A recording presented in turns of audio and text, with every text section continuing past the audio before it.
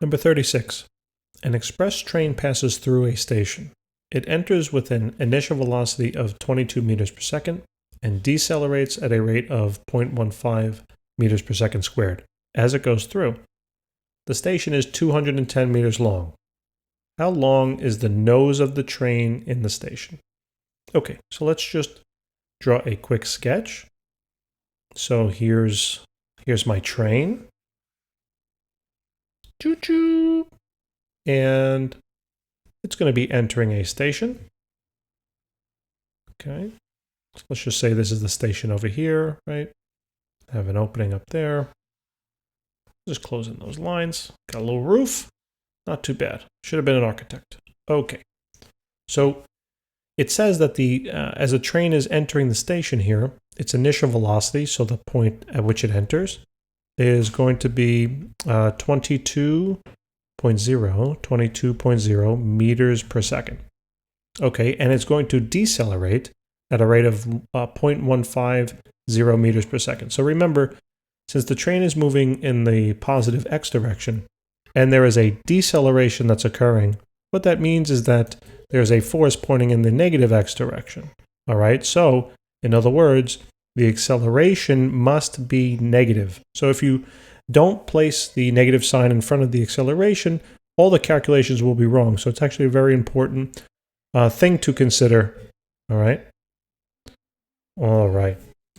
So, sounds like my son is excited to take a nap. Oh, he's getting even more excited. So I apologize for the distraction, but let's see if we can progress forward. I will try my best. So it says now, so the question is actually, oh boy, things are starting to unravel. Okay, so it says that the train passes through the station, meaning it's not going to come to a stop in the station. All right, so that's one thing. Now, the second thing is it says how long is the nose of the train in the station? What do they mean by long? Do they mean a distance? Do they mean how long does this train get into the station? Or does it mean how long as far as time? So it actually means how long in terms of time. All right. So it's really the time that they're asking for in terms of the nose. How did I know that? Well, I just did the problem before and found that the total stopping distance was about 1,000 meters. But meanwhile, the station is only 210 meters long. So what that would have meant was that the train blew through the station. So I figured that couldn't be right. Also, another piece of information here I want to place in is that the the station is going to be 210 meters long. Okay, so it wants us to find now how long is this particular point in the station. So in other words, how the time value, they want us to find the time here, and how long is this dot as it moves through the station? How long is it going to be seen essentially in the station? So what we want to do is we now want to find a formula that will relate time, okay, displacement, acceleration, and the initial velocity. So if you look on the right-hand side, it appears that the second equation will be the one to use, right? So let's write it down. So this is for letter A. So we got the displacement is equal to the initial velocity multiplied by time plus 1/2 of the acceleration multiplied by time squared.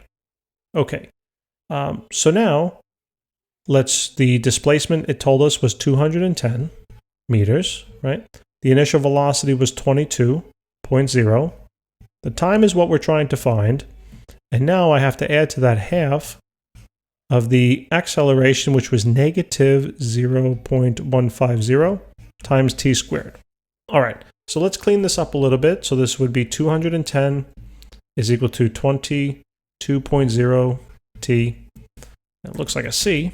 22.0 t plus then 1/2 of that. So just take 1/2 of the 0.15. All right. So that works out to be, and actually I'm just going to change the sign there because it's negative. So minus now a 0.0750 t squared. Okay, so now how do we solve for t? Well, you have to take a step back and notice that this has the structure of a quadratic equation. All right, So what I'm going to do is I'm going to take these terms and I'm going to subtract this term on over to the left, and I'm going to add this term on over to the left as well. Okay, so I'm going to write the result here on the right-hand side. So now it should look like 0.0750 t squared minus 22.0t plus 210 is equal to 0 now. So now we can go about solving this particular equation. Now remember, there's a couple of ways to do this. Well, I mean, we could try to find the factors, but this would be a little ridiculous. So your best bet here is to use the quadratic formula. So it's negative b plus or minus the square root of b squared minus 4ac all over 2a. Okay? And please recall that this equation has this general form a t squared, right, minus b t plus c. Okay, so this is my a. This is my b. Okay, and this value is my c. All right, so we can take that and plug it in. I actually programmed a shortcut in my calculator. So all I have to do is place in the coefficients. So let me just do that. So my a value is 0.075. My b value is negative 22. And my c value is 210. And it calculated it. Great. So we actually get two values. Okay, so we get two time values, it seems. So let's see. Let me change the color back. So it appears that we get, let's see. So I get my x is equal to, so I get 9.88 meters per second squared. Oh no, x. Yeah, I'm sorry, that's the time value. This is in seconds. Okay, so let me just go back and change this to a t. All right. And the second value that I do obtain also is that it's 283 seconds. Okay. 283 seconds. Okay. So I got two times, but which one would be, which one's the right time? Well, in order to kind of figure this part out, it would probably be best, well, first, the simplification of this would be to take the shorter time, right? I mean, if you just step back and you think about what's going on here, just look at the initial velocity. It's 22 meters per second. That means if there's no deceleration, this train will be covering 222 meters every second, right? So that means in 1 second, it would be 22 meters. In another second, it would be another 22. A second after that, 22, 22, 22, 22, 20, right, etc. Okay. So in 10 seconds, right, how long, assuming there was no deceleration, in 10 seconds, how long would it have traveled? Right? Well, in 10 seconds, at 22 meters per second, it would have traveled 220 meters, which means it would have just been to the outside, right? So now, okay, so now the train's slowing down though, right? It's a slow acceleration. It's a slow deceleration. But the first answer in terms of the time is reasonable, right? It should be just held back slightly. So the first time is the most reasonable one. All right, so probably the best check here to figure out which one the answer should be when you do the quadratics would be to do a little logical check, okay? All right, so that's the answer to part A. Now for part B. All right. So part B, it says, how fast is it going when the nose leaves the station? So it wants to know, once the nose of the train, right, so here's the nose, once that nose gets to the edge of the station and it's still traveling forward, it wants to know what is the velocity here. Okay? Now in the context of the problem, I could frame this as the final velocity. Reason being is because I know the initial that it enters the station. Okay, so it's very important in terms of framing now. Okay, if this is my final, I can consider this my initial. And if my starting point of the problem's here and my ending point of the problem's here, the distance I need to consider is the overall distance between the two, which is the 210 meters. Okay, so let me just backtrack one step.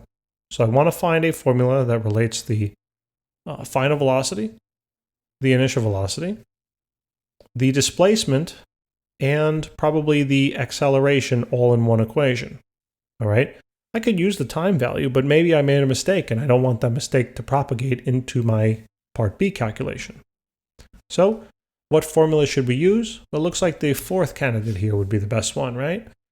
So we have the final velocity squared is equal to the initial velocity squared plus 2 times the acceleration multiplied by the displacement. So the final velocity is the question.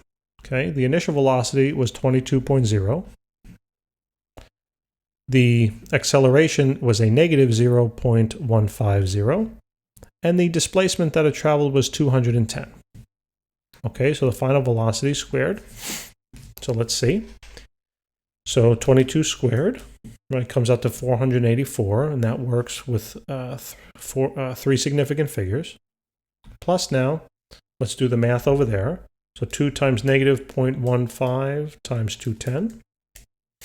So that works out to be negative 63. So negative 63, I got to have 3 significant figures, so 0.0. And now let's add them together. So I get my squared value, so 484 minus that answer, essentially. 484, sorry, minus 63. So that comes out to be 421. And then to find the final velocity, I have to take the square root. Okay, so let's take the square root of that. And we get we need 3 significant figures. So the final velocity here will be equal to, technically, whenever you take the square root, it could be plus or minus. So 20.5, okay? But you have to remember, what direction is the train traveling? Traveling in the positive x direction, and therefore we have to choose the positive sign, okay? So that would be the answer, and I'm just going to erase then the negative one so we don't get confused, okay? And that would now be my answer to part B. Answer. Okay. Now, let's move on to part C.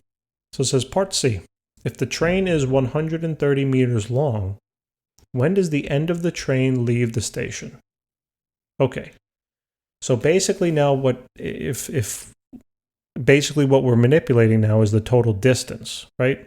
So not only does the nose here in the picture have to travel 210 meters to get to the edge, also this whole part of the train now has to also travel through the station, right? And the train length here was, it told us 130 meters long. So really what I want to do, right, is I need to find now the time, because it's asking for when does, right? So it's really wanting me to calculate time. Okay, so when does the end of the train leave the station? So I have to manipulate essentially the total distance, right, or the total displacement that the train is moving. So in order to figure out my displacement for the problem, right, it's going to be the displacement of the station plus the displacement of the train. Okay, so the total displacement change in this problem now for part C will be the 210 meters plus the 130 plus 130. Okay, so when we do the math here, right, that works out to be 340 meters. Okay, so that's the new displacement value. Okay, so now we want to find out, well, how long does it take? So this essentially becomes this same type of question as letter A, right? So it would be beneficial for me to use that equation. Again, reason being is because I'm only going to work with the given values that were given to me in the problem. No calculated values. So I reduce my chance for error. So let's write that equation down. Change in displacement is going to be equal to initial velocity multiplied by time plus 1/2 at squared. All right, so the displacement we just found was now 340. Okay, by the way, in terms of the total time, you think it's going to be longer, or you think it's going to take longer for part C than part A, or shorter? If you said longer, you'd be correct. So we should, right, we want to be thinking about intuitively as well, make sure our calculations work out appropriately. So it should be something greater than 9.88.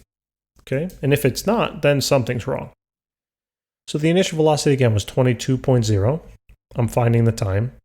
Plus then 1/2 multiplied by the acceleration, which was negative 0.150. And then that multiplied by t squared. Just going to put it on the bottom there. So let's clean it up a little bit mathematically. So this is going to be 340 is equal to 22.0 t.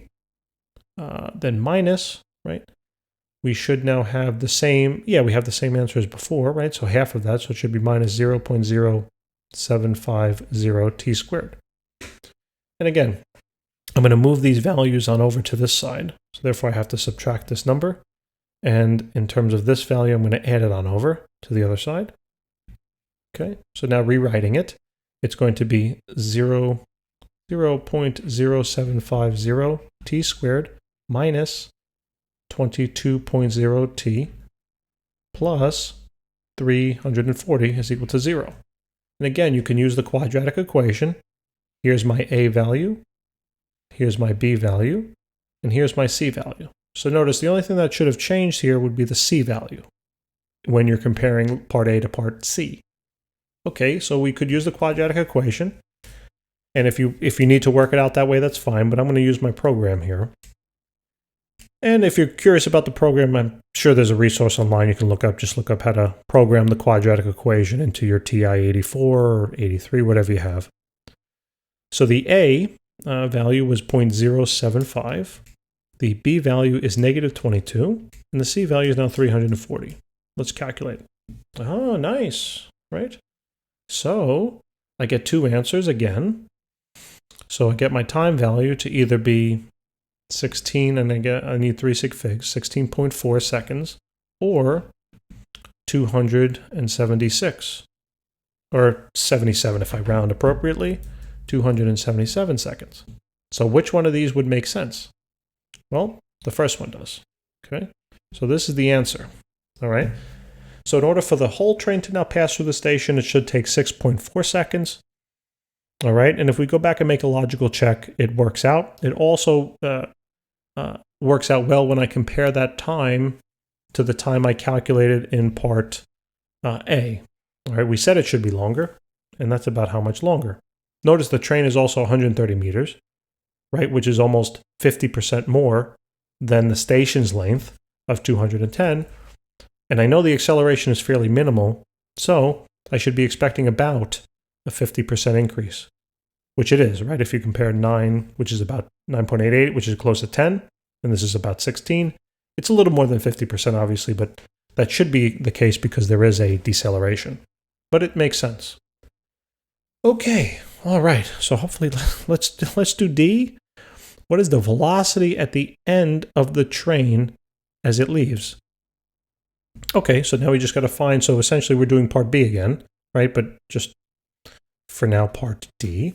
So I'm going to put that in the upper left-hand corner. All right, so it wants to know now the velocity of the end of the train.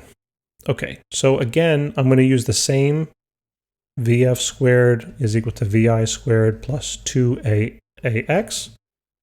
Remember that the final velocity is what we're looking for, okay? The initial velocity is still the 22. I'm still looking at that as the beginning of my problem. That's squared. Plus now 2 times the acceleration, which was the same, 0.150. And then now the displacement, remember, the displacement is going to be the 210 meters that the station is, plus the additional 130 meters of the train. So that's going to be 340. Okay? All right. So VF squared. Now let's do the math. I already did 22 squared before, so this should be 484. And this will now be minus, let's take out the calculator. And this is 2 times negative 0.15 times 340. So it comes out to negative 102 now. All right, so doing the subtraction here, so we got the final velocity squared is going to equal to 382. Let me just double check myself. Right?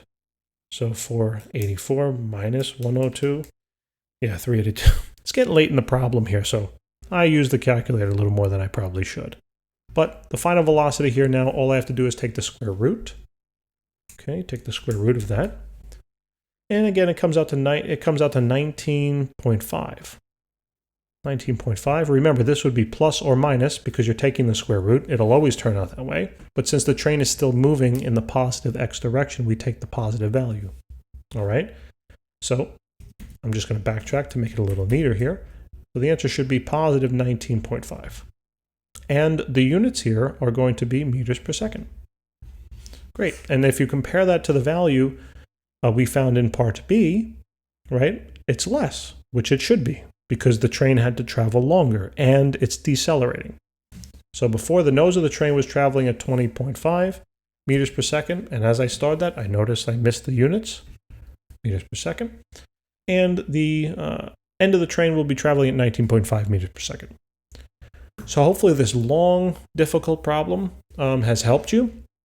And if you wouldn't mind just taking a quick second just to hit that subscribe button, we would so greatly appreciate it. It would actually mean a lot to us. So I thank you, and until next time.